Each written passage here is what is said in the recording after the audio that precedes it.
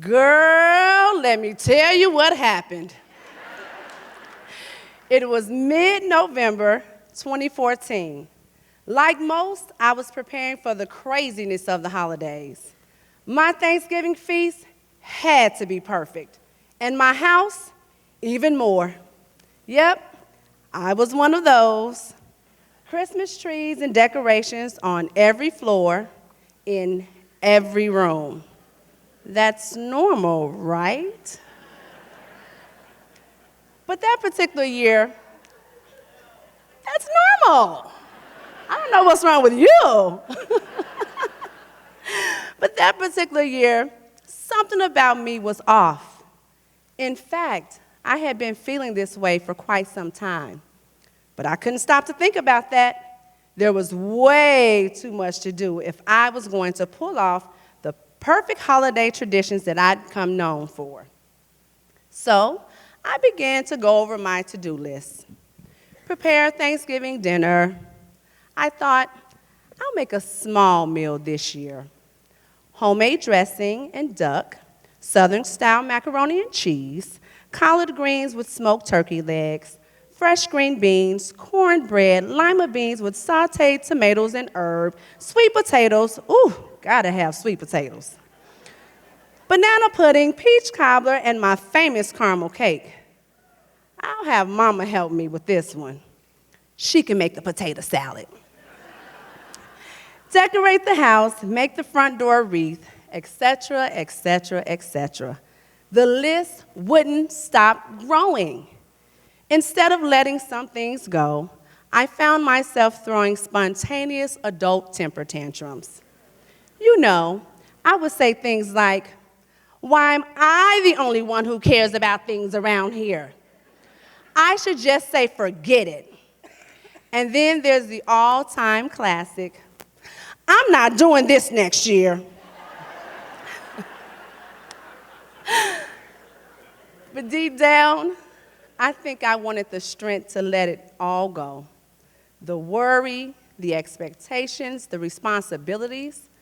I wanted someone to hear that my tantrum really meant something is wrong with me. One of the downsides of having a larger-than-life personality is oftentimes the loudest voice gets ignored. It's difficult to be seen as someone who needs help when you're the one that everyone comes to in their time of need. I found that when I screamed, I became known as angry.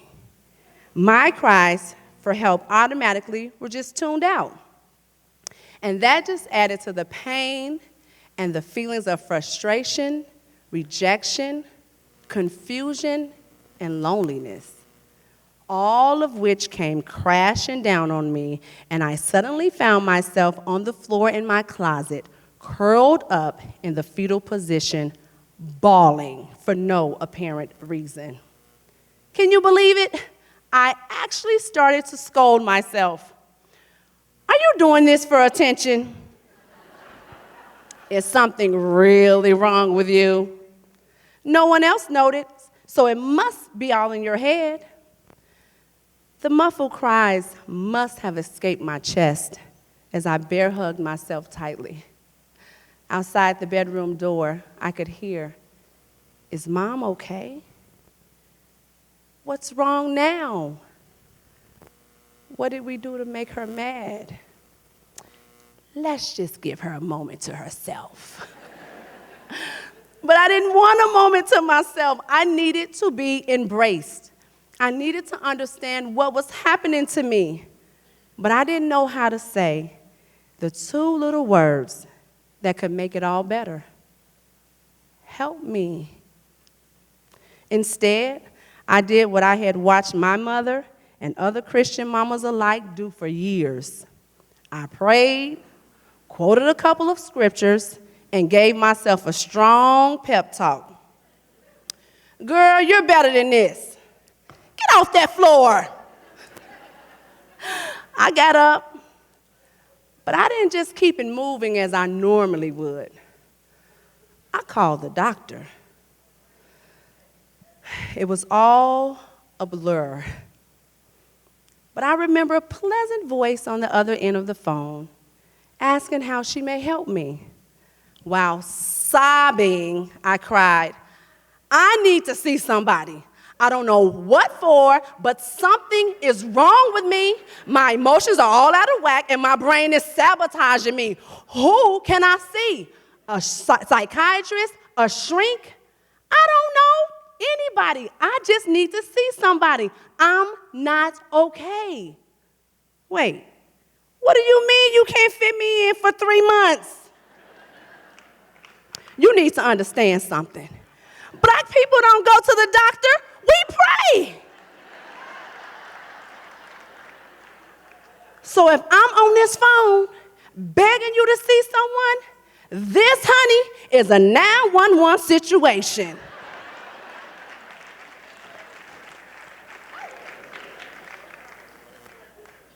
They squeezed me in.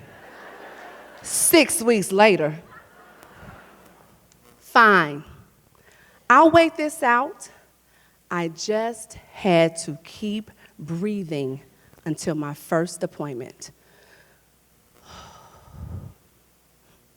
I ended up seeing the head of the psychology department. He was a gift from God because he was a person of faith, and he could treat me holistically. He spoke my language. After a few months into therapy, I still did not have a diagnosis for what was wrong with me. But a few things happened. Number one, I learned so much about my own issues and insecurities. I didn't know I had those. I'm just saying. Number two, I learned how to listen to my body as well as my spirit. And number three, which is so important, I learned tools on how to take care of Sally K. Carter for the first time.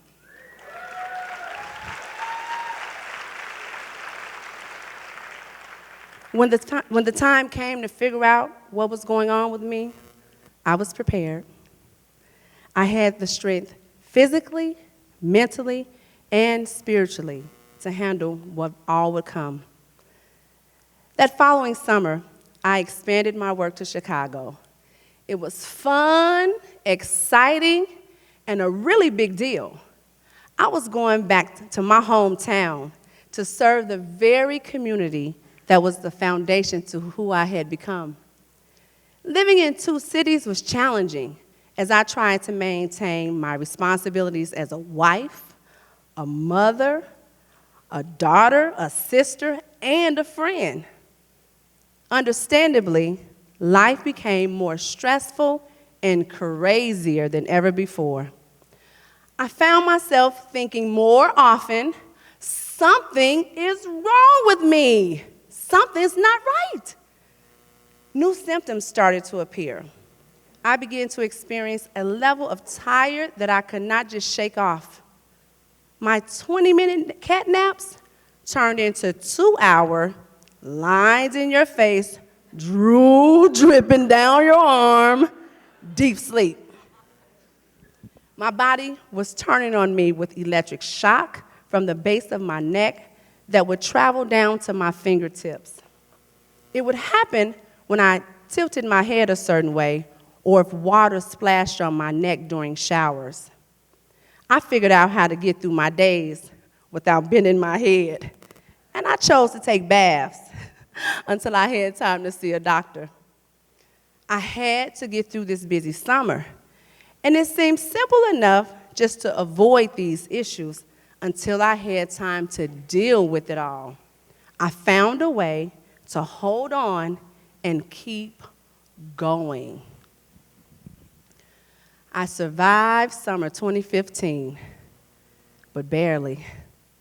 I returned home mid-August, and my body literally collapsed. All the symptoms converged at once: the electric shock, crippling muscle spasms, fatigue, and the heartbreak of realizing that my family was suffering from my ambition of wearing a big S on my chest. I fell to the floor But this time I could not get up. I asked my husband to take me to the doctor. Convenient care though, because I was not about to pay $250 emergency room copay.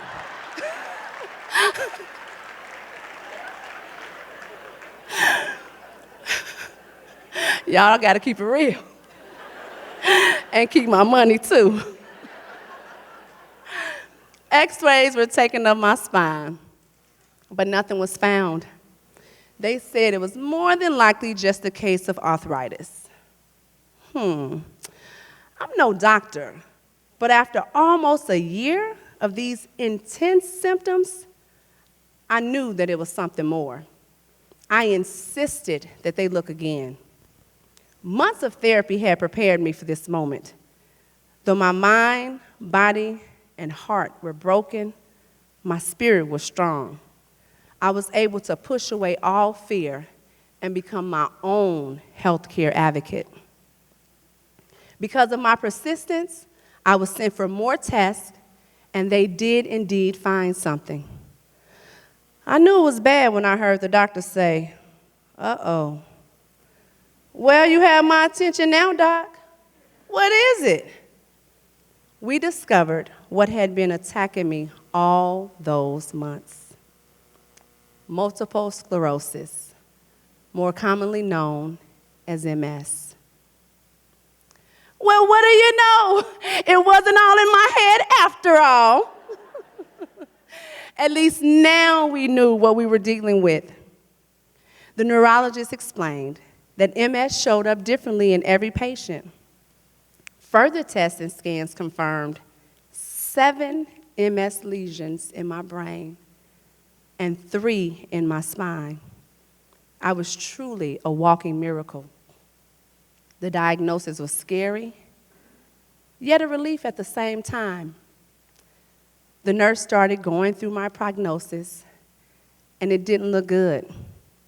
I was told to prepare for a life on disability. Wait, what? At that moment, my faith took over, and I looked her square in the eye, and I said, "Oh no, that is not my story.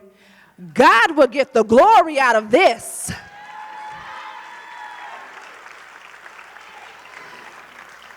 She looked up from her clipboard and simply said, "Okay."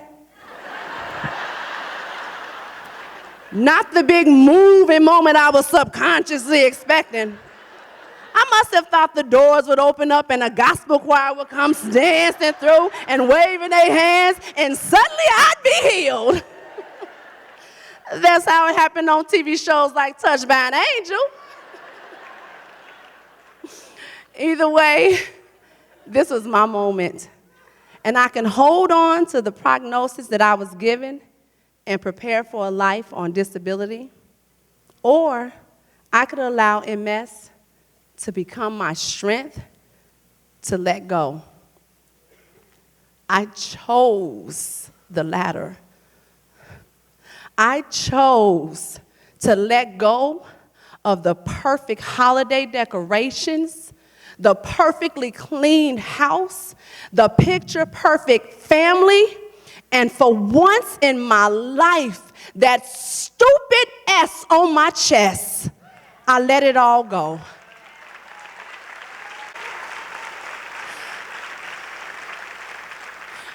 The moment MS became my strength to let go, I can hear these words ever so clearly in my spirit. My grace is sufficient for you, and my power is made perfect in weakness. Whew. It was a real moment, y'all. It took a year of treatment, which included daily steroids, oral medications, moments where I needed assistance to bathe, to walk, and physical therapy.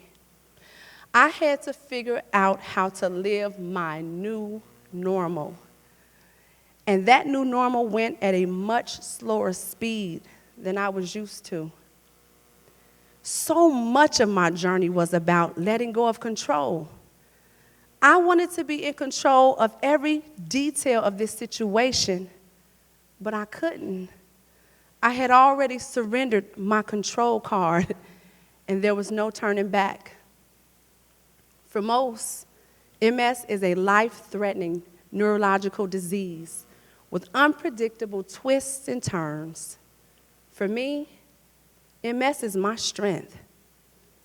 I am reminded by my oldest daughter's first tattoo that reads, "My mother, my strength." Oh, nothing. What a way to not get yelled at for coming home from college with your first tattoo. Really, Jazz?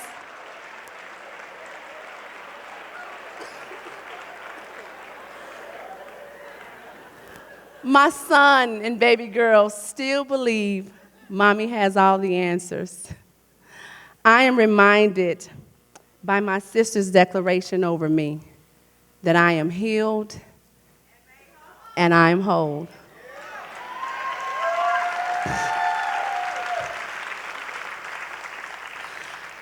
I am reminded by the many times my mother prayed for God's favor for her and her 3 girls, and each time He answered. I am reminded of the comfort of my husband's arms when he would hold me during the scariest moments and promise me that there would be more to my story, that it would not end like this. And I am reminded of the voice that lives on the inside of me that says that I can do all things through Christ who lives on the inside of me. Life is a journey that will have you laughing at noon and pulling your eyebrows out at 12:05. While we may not be able to control the total outcomes, we can most certainly manage the way we see ourselves during the process. Today, I live a vibrant, healthy life. I don't live with MS. I live with my strength to let go and live life freely.